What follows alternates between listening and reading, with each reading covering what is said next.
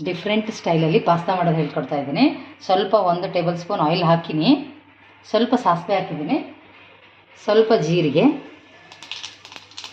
ಇಲ್ಲಿ onion cut ಮಾಡಿ ಇಟ್ಕೊಂಡಿದ್ದೀನಿ, 1 ಆನಿಯನ್ ಸಣ್ಣದು ಚಿಕ್ಕದು,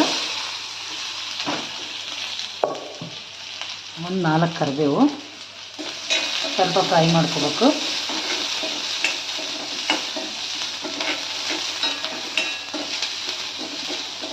ನಾನೊಂದು 150 ಗ್ರಾಮ್ ಪಾಸ್ತಾ ತೊಗೊಂಡಿದ್ದೀನಿ. 150 ಗ್ರಾಮ್ ಇದೆ ಇದು.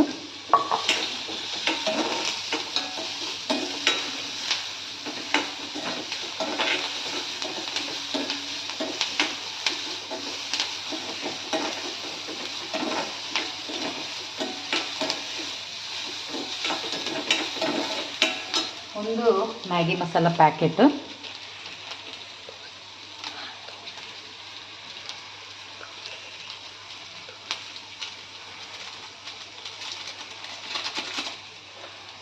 ಒಂದು ಮ್ಯಾಗಿ ಮಸಾಲ ಪ್ಯಾಕೆಟ್ ಹಾಕ್ತಾಯಿದ್ದೀನಿ.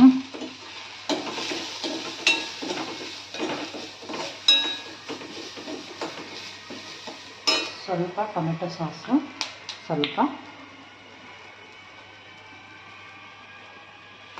ಸ್ವಲ್ಪ ಟೊಮೆಟೊ ಸಾಸು,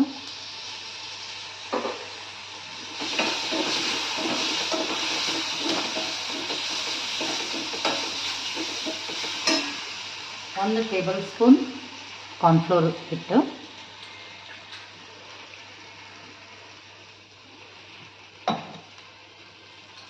ಅದನ್ನು ನೀಟಾಗಿ ಕಲಿಸ್ಕೋಬೇಕು.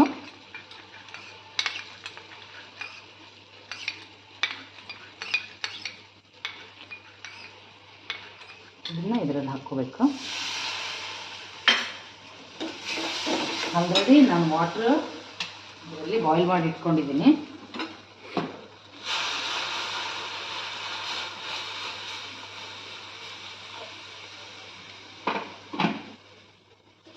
ನೀರು ಹಾಕಿದ ಮೇಲಾದರೂ ಕಾರ್ನ್ಫ್ಲೋರ್ ಕಲಸಿರೋದು ಹಾಕ್ಬೋದು, ಇಲ್ಲಾಂದರೆ ಫಸ್ಟ್ ಹಾಕಿದರೆ ದಿಢೀರ್ನ ನೀರು ಹಾಕೇ ಬಿಡಬೇಕು, ಎಲ್ಲ ಗಟ್ಟಿಯಾಗಿಬಿಡ್ತೈತದು.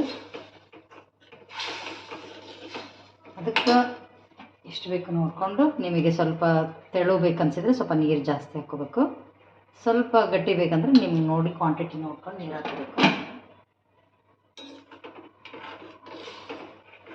ನಾನು ಬಿಸಿನೀರು ಕಾಸಿ ಹಾಕಿರೋದ್ರಿಂದ ಬೇಗ ಆಗ್ಬಿಡ್ತೈತೆ, ಬೇಗ ಕುದಿಯೋಕೆ ನಿಲ್ತೈತಲ್ಲ, ಆ ಪಟ್ಟನ ನಾವು ಪಾಸ್ತಾ ಹಾಕ್ಕೊಂಬಿಡ್ಬೋದು. ಇಲ್ಲಾಂದ್ರೆ ಅದು ಕುದಿ ಬರೋವರೆಗೂ ವೆಯ್ಟ್ ಮಾಡಬೇಕು. ಇದು ಸ್ವಲ್ಪ ನೀರು ಮೊದಲೇ ನಾವು ಬಾಯ್ಲ್ ಮಾಡೋದ್ರಿಂದ ಬೇಗ ಹಾಕತ್ತೆ.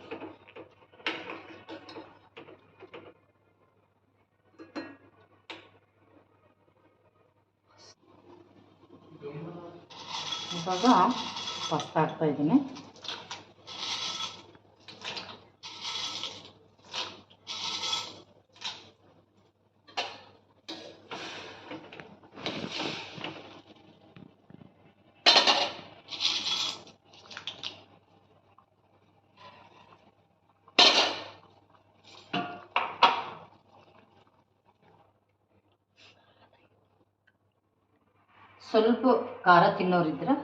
ಸ್ವಲ್ಪ ಖಾರ ತಿನ್ನೋರಿದ್ರೆ ನಿಮಗೆ ಉಪ್ಪು ಖಾರ ಸ್ವಲ್ಪ ನಿಮಗೆ ಟೇಸ್ಟಿಗೆ ಬೇಕಾದಂಗೆ ನೀವು ಸ್ವಲ್ಪ ಖಾರ ಆ್ಯಡ್ ಮಾಡ್ಕೋಬೇಕು. ಖಾರನ ಮತ್ತು ಉಪ್ಪನ್ನ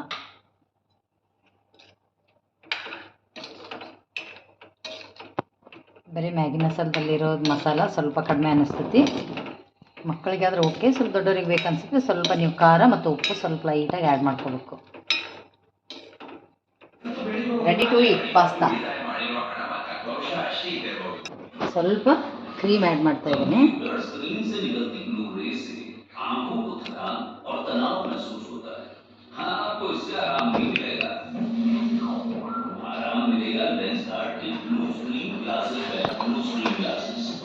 ಪಾಸ್ತಾ ರೆಡಿ ಟು ಈಟ್.